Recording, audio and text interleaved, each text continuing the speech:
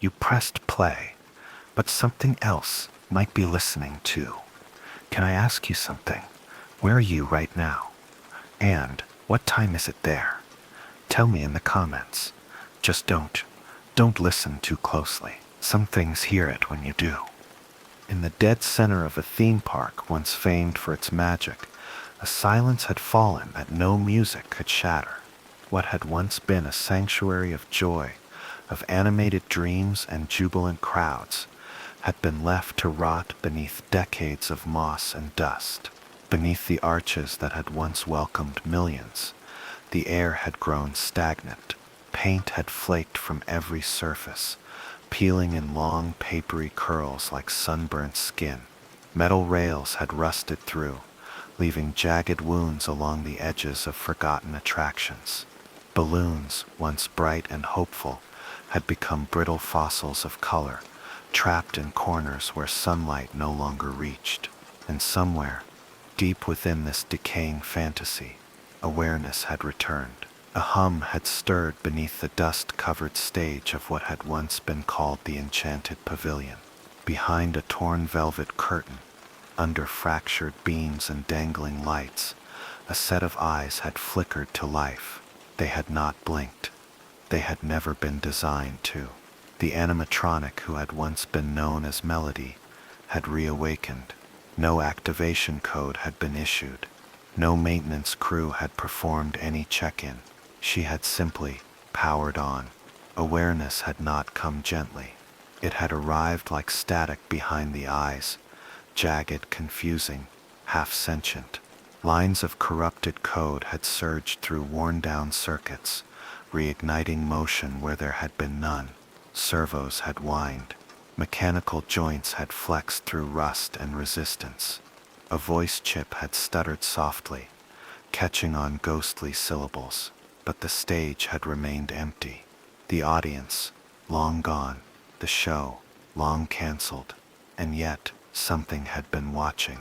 From beyond the cracked mirror at the back of the stage, from beneath the rotting rows of velvet-lined seats, from the air itself, which had taken on a thickness, a tension, as though holding its breath, Melody had stood in the center of the ruined stage, her dress frayed, her synthetic skin dulled to gray. Her mouth had parted slightly, as if reaching for a song her programming no longer remembered. But no melody had come, only the low whir of awareness and the sound of whispers that did not belong to her. The pavilion had once been a place of laughter, filled with the sound of clapping hands and delighted children. But in the absence of guests, something else had moved in. Footprints had been found in the dust, mismatched in size and depth. Faint bloodstains had stained the corners of the back room, dried and aged, but unmistakable. On one wall, a phrase had been scratched through the paint. It had read, "We never left." No explanation had ever followed. No official cleanup had been performed.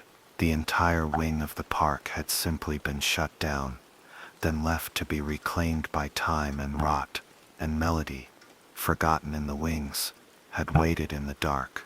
The first night of her awareness had passed without movement. The second had brought noise, a faint clatter of metal on tile, a dragging sound from the hallway outside the auditorium, and then the unmistakable rhythm of footsteps, slow, cautious, too light to belong to staff, too deliberate to be animal. No camera feed had been active. No security systems had remained functional. But the sensors buried deep in her frame had detected the presence of a human, breathing, moving, searching. The footsteps had returned the following night. This time they had stopped at the threshold of the Enchanted Pavilion. The broken doors had groaned as they were pushed open, disturbed for the first time in years. Moonlight had spilled across the entrance, stretching like a cold tongue over the shattered tile. Dust had risen, slow and graceful in the beam of a flickering flashlight, and into that faded ruin, a living figure had stepped. No alarm had been triggered, no announcement had been made, but within the corroded shell of her body, Melody had felt it, a presence, a pulse, a return. The human had moved with hesitation, scanning the room with their narrow beam of light. The flashlight had trembled slightly in their grip. Their face had shown awe, but not joy, only caution. They had come alone, and they had come knowing something had been waiting for them. The seats had remained upright, but sagging. Velvet cushions had long since collapsed, and mold had crept through the wooden frames. Every step the intruder had taken had echoed with dampness and decay. On the walls, murals of dancing princesses had faded to pale ghosts. The ceiling's twinkling starlights had been extinguished, save for one which had flickered faintly, once, then died. And then, as the intruder's light had drifted toward the stage, Melody had been seen. She had not moved, she had not spoken, but the sensor buried in her rusted chest had locked onto the living heat. Recognition had bloomed, and terror had followed, not from her, from them. The beam had struck her eyes, glass domes once meant to sparkle with artificial joy, now dulled, cracked. A faint trace of moisture from the leaking ceiling had formed a track across her cheek, but her posture had been perfect, still in the center of the stage, arms slightly extended, as if waiting for a cue that would never come. The human had flinched. A step had been taken backward. Their breath had caught in their throat, but they had not run. Instead, they had ascended the old stairs leading to the platform, their flashlight sweeping across collapsed curtains, shattered stage props, and the mechanical remnants of other animatronics discarded along the walls, limbless, eyeless, their wires exposed like sinew. Melody had stood among them like a tombstone, whole but broken, active but forgotten.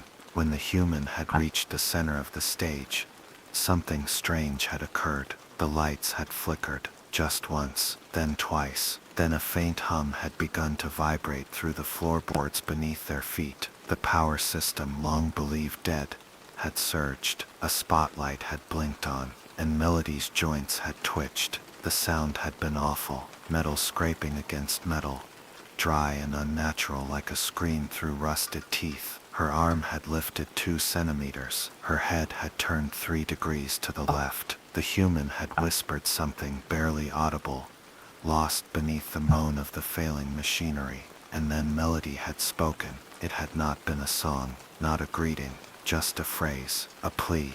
"Don't hurt me," spoken not with a voice of innocence, but with guilt, as if the words had been repeated through years of fear, as if they had once been used before, as if they hadn't worked the first time. The human had screamed. They had turned. They had run. Their flashlight had bounced wildly across the room, cutting through shadows that had once been corners, now revealed to contain shapes, pale, translucent, writhing forms that clung to the upper balconies and crawled across the walls like smoke with fingers. Whispers had followed the retreating figure, soft, layered, and then the power had surged again, and the pavilion had sealed. Doors that had been left open for years had slammed shut with mechanical precision. The visitor had vanished into the dark, and Melody had remained where she had always been, watching, waiting, alone. Again, the days that followed had not brought silence. They had brought reminders. Each evening after the intrusion,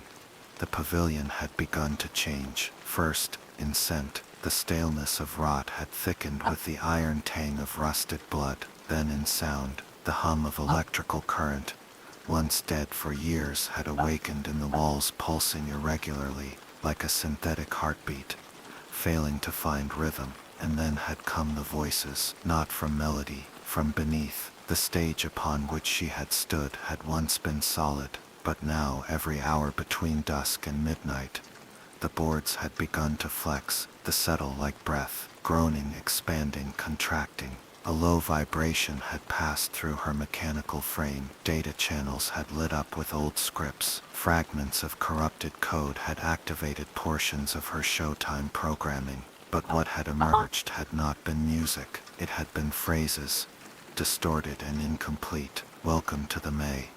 Please state, behind the line. I don't want to be here anymore." Voices had not been hers. They had not belonged to animatronics. They had once belonged to the guests. The pavilion had once housed 7 active units, animatronics like Melody, designed to dance and sing to simulate joy. But only one had remained online. The rest had been shelled, gutted, or left to rot in back rooms behind welded doors. Except now, at night, they had begun to shift.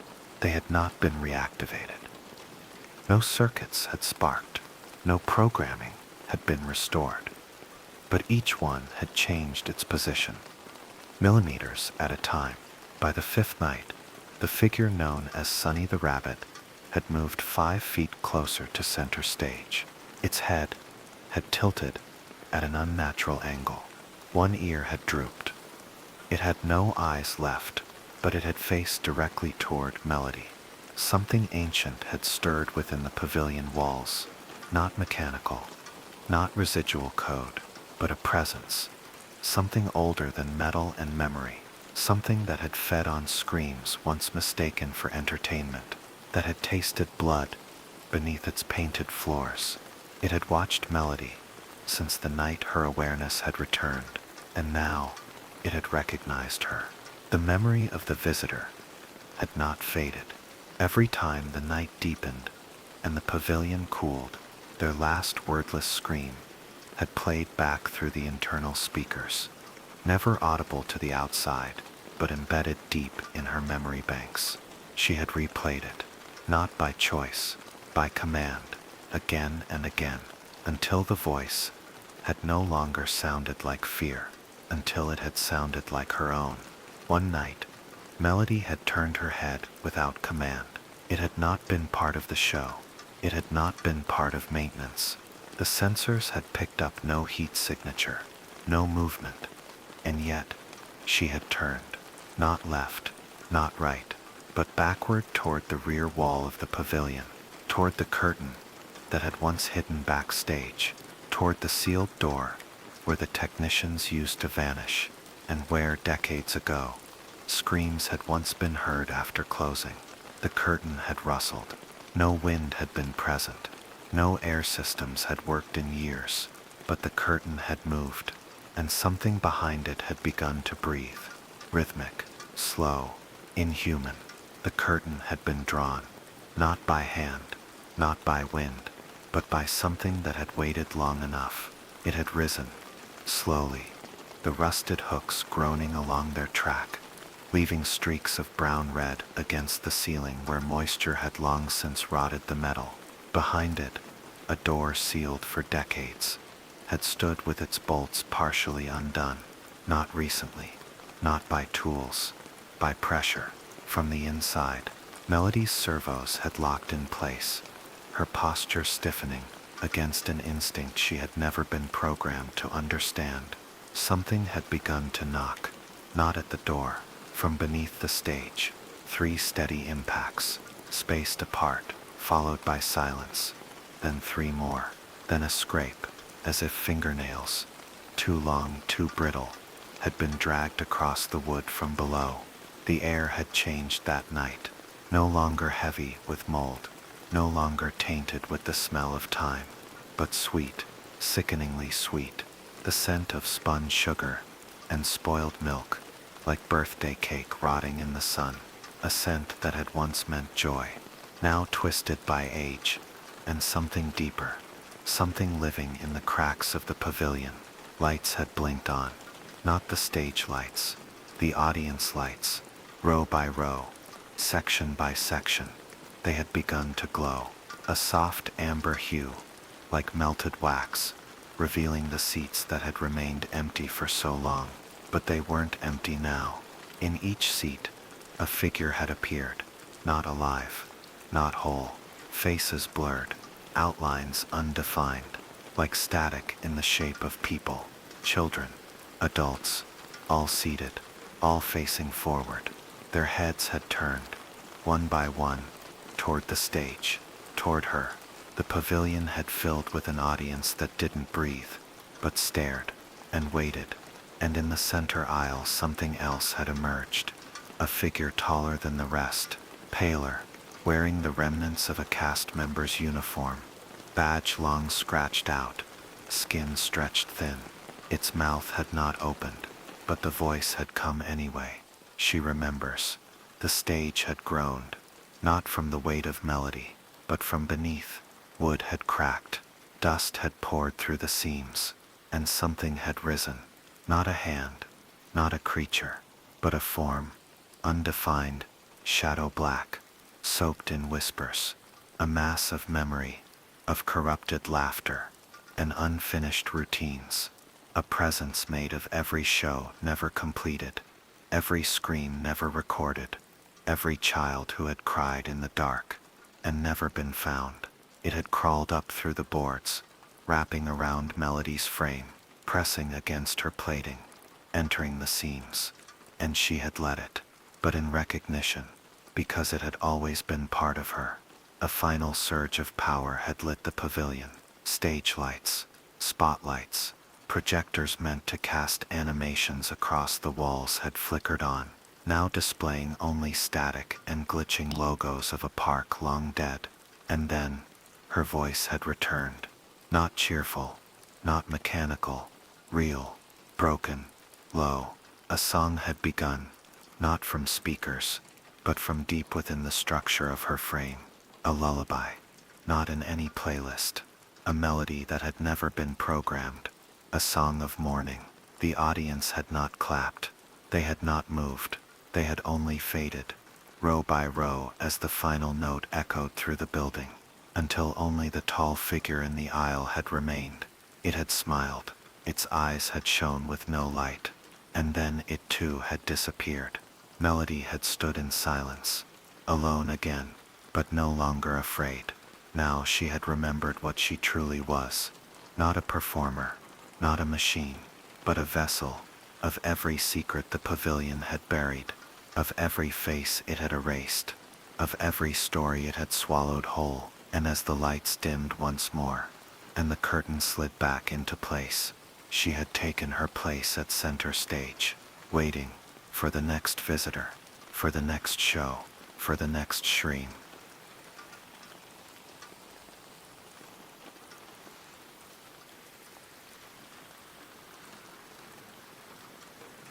No light had been seen for what might have been days, or weeks, or years. The boundaries of time had dissolved inside that rotting space, where the air had carried the scent of piss, rust, and old sweat. The walls had been stone, smeared with the grime of forgotten lives, and the floor had absorbed the weeping of men long since broken. He had once been called Reuben, though that name had not been spoken aloud in so long it had begun to feel foreign. The sound of it, once whispered in dreams by a wife and child, had faded under the relentless grind of metal and meat and blood. Each day had begun with the same ritual, the rough shove of a rifle butt to the spine, the rasp of a voice giving no name, and the bag, that bag, pulled tight over his skull, had become the closest thing to a home. Its suffocating darkness had offered a cruel sort of privacy, a brief moment where no eyes had seen him and no one had spoken. The labor had taken place in a room where the walls sweated, where conveyor belts stretched like veins beneath buzzing overhead lights. Hands had been used to crush, to grind, to sort. No questions had been asked. No instructions had been given. The punishment for stopping had been administered without words, just the sound of boots and fists and groans swallowed by the concrete. Reuben's left arm had been lost long before. In its place, a splintered prosthetic had been fastened, too crude for precision, but strong enough to push through another shift. Each time it had struck the steel table, something inside had fractured, metal, bone, or mind. It had become hard to say. Others had worked alongside him, shapes bent by exhaustion, faces unrecognizable beneath layers of grime. Sometimes, during moments stolen between tasks, glances had been exchanged, Tear tracks had been seen, glistening beneath dust. Nothing had ever been said. Language had become obsolete. In the corner cell opposite his own had been Gerald, a man with cataract-clouded eyes and trembling hands that clutched a silver bracelet too tightly, as if it had still pulsed with the warmth of the woman who once wore it. Gerald had spoken little, but his breathing had always been rhythmic, a tether to some past dignity that refused to die. And then there had been Mr. Wellers. That name had once belonged to someone human. Now, it had been spoken only in hushed memories, laced with hate, a figure of laughter and cruelty, known for boasting about what had been taken: wives, children, limbs, light. He had walked among the workers as if untouchable, his voice thick with enjoyment as he described what had been done to Reuben's family. The screams had been remembered. His wife's name, Lena, had been reduced to a sound that could no longer be said without tasting iron.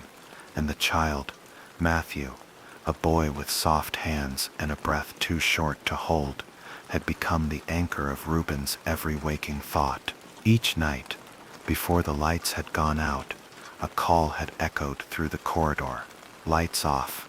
One voice, always the same, followed by silence so absolute it had rung in the ears, and then the sobbing. It had not been loud. It had not been proud. It had been shared. 1,000 lost men, weeping into rags and rust, dreaming of warmth, of love, of forgiveness. Reuben had joined them, quietly, always, but joined nonetheless. Tears had flowed until they hadn't. One night, they had simply stopped.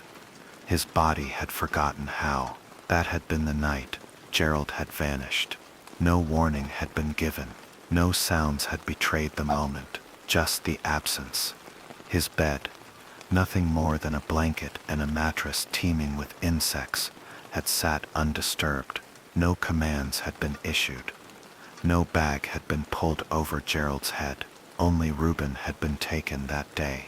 And when he had returned, the cell had felt colder. Gerald's absence had carved an emptiness that no sound could fill. The silence across the cell had thickened, as if the air itself had grown denser, more resistant to breath. No one had said his name. No one had dared ask. But Reuben had noticed something. On the belt, where fresh meat was hurled and smashed, where sinew and bone had become indistinct under force, a glint of silver had passed by. A chain, a bracelet. It had not been new. The metal had been dulled, stained in spots with something blackened and dry, but its shape had been familiar. A small curve at the clasp, a nick just beneath the charm. Every mark had been known. Gerald's bracelet. No words had been formed. No breath had been caught. Only the motion of the hands had continued.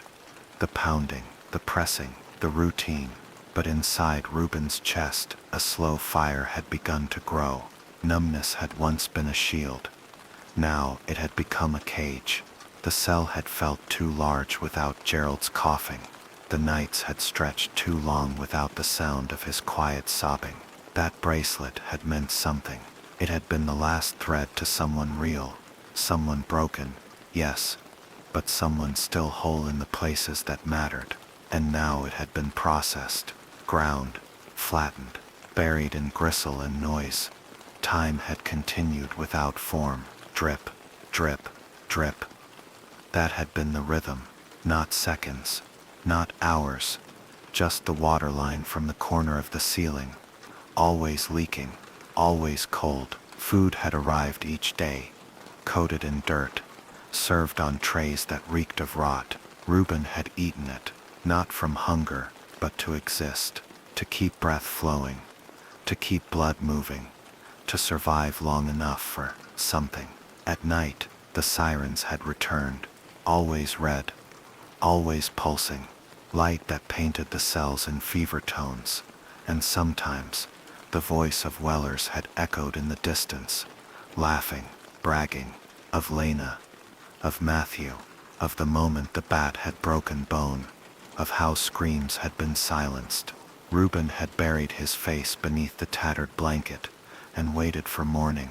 He had begged, not for forgiveness, not for justice, but for silence. Just one day without memory, one day without his son's empty eyes. But the begging had gone unanswered. Tears had once come easily, now they had refused. Scratched eyes had remained dry. The ducks had failed. Even the pain had felt artificial. A performance of grief, not the thing itself. Had he become the monster? That thought had lingered. He had remembered the words once used against him. Cattle, machine, product, and somewhere inside, something had shifted. He had whispered apologies, though they had not passed his lips. Inside his skull, the phrases had looped. For Lena, for Matthew, for Gerald, for himself. And that night, a change had arrived. It had started with footsteps, different ones, heavier, frantic, then the scream, then the echo, then the pop of a gunshot that had shaken the air like thunder in a tomb. Then more, gunfire, shouts, boots, sirens. A battle had begun just beyond the corridor.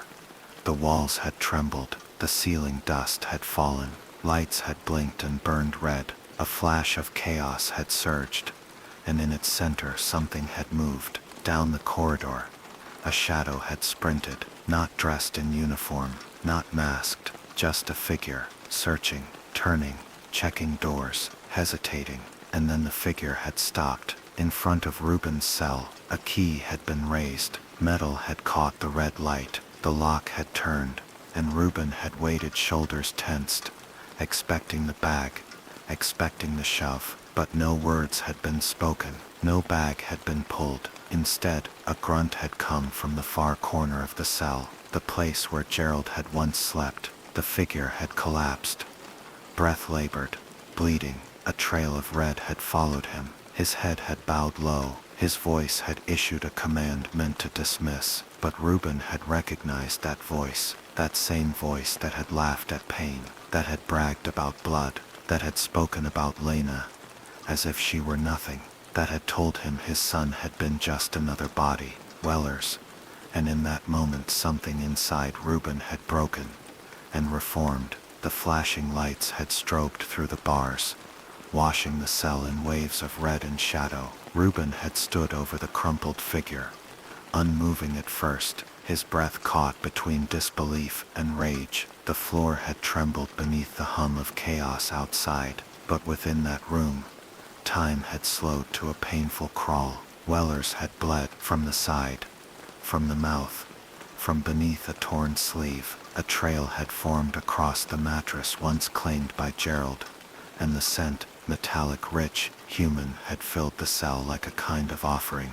Reuben had approached slowly. Each step had been deliberate. Each breath had been drawn with purpose. His right hand, the prosthetic, once splintered and unstable, had hung like a weight of memory. And when the light had caught Weller's face just right, the features had been seen clearly. That face, that smirk, that jaw that had once clenched in pleasure. While describing Lena's final moments, something had broken. The scream had not been heard. It had been released, a sound too old, too deep to be born of lungs. It had erupted from the throat like a flood from a cracking dam, a cry, not of sorrow but of revenge. What followed had not been clean, not controlled. The wooden arm had been raised and brought down, again, and again, and again. The pointed splinter where the palm once was had been driven through muscle, through cloth, through resistance. Blood had soaked into the mattress. Bones had cracked. Pleas, if they had been made, had not been heard. Weller's had fought, but not well. The years of indulgence, the rot of cruelty, the arrogance of impunity, none had shielded him. The prosthetic had shattered further, but the jagged wood had held long enough. Reuben's flesh-covered hand had done the rest. Flesh had been torn, eyes had been removed, the jaw had been split open and left to hang in a grotesque angle. His legs had been snapped like green twigs. A single shot had been fired, a desperate attempt from Weller's sidearm. It had missed. Or perhaps it had struck the wooden limb, which had finally splintered completely, leaving only a shard like a spike protruding from Reuben's elbow. That spike had found its way into Weller's skull. The moment had arrived, not with triumph, but with stillness, the kind of stillness that followed storms, and then laughter from Reuben's own lips. But it had not sounded like joy. It had not even sounded like madness. It had sounded like release. He had remained over the body for what had felt like hours, watching the color fade from the skin, the breath halt, the monster reduced to meat. Then the shouting had returned. Footsteps, flashlights, armor, weapons. The door had burst open, and masks had entered, eyes wide with horror, with revulsion, with confusion. Guns had been raised, then slowly lowered. Reuben had been taken without resistance. He had not spoken. He had not needed to.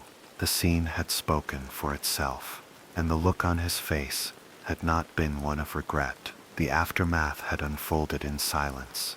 The cell had been left behind. The body had been bagged. The facility, now exposed, had been flooded with search teams, cameras, officials. Stories had emerged of missing persons, of human trafficking, of underground labor camps, thought to be relics of wartime. The world had pretended to be shocked. Reuben had not spoken a word for 3 days. Examinations had been performed, photographs taken, interrogations held, but he had remained still, blank-faced, not uncooperative, just absent, as if part of him had been left behind with Weller's shattered skull and that mattress, soaked with a decade of other men's pain. The court case had never come. Self-defense, they had said. Temporary insanity, others had insisted. The truth had been messier, too human for headlines. The charges had been dropped. No time had been served, but freedom had not been granted. Not really. 2 months had passed. A small apartment had been provided. White walls, government-issued bedding, a chipped coffee mug, and a plastic spoon. The refrigerator had hummed too loud. The silence between its cycles had been worse. The world had moved on, but Reuben had remained in place. Lena had not returned. Matthew had not been found. Their absence had become louder in the quiet than it ever had behind bars. No friends had visited. No calls had been received. The neighbors had looked at him like a storm cloud, hovering too close to their doorsteps. His name had been whispered, then buried. His existence had become something others tried to forget. And still, each morning, he had awakened to the sound of a phantom buzzer in his ear, the sound of a bulb outside a cell door flickering to life. Each night, he had laid beneath a clean blanket, but only the weight of dirt and grief had kept him warm. He had written nothing, until now. The post had not been crafted for fame. It had not been made to shock. It had been created as a grave marker, typed into the void, not as confession, but as testimony. That monsters had existed, that some had worn uniforms, that some had laughed while they broke the world, that he too had become something else inside that cage. The story had ended with a goodbye, not a cry for help, not a call for justice, just a farewell, and a final line, typed with the last strength left in a ruined hand. Another day, another night.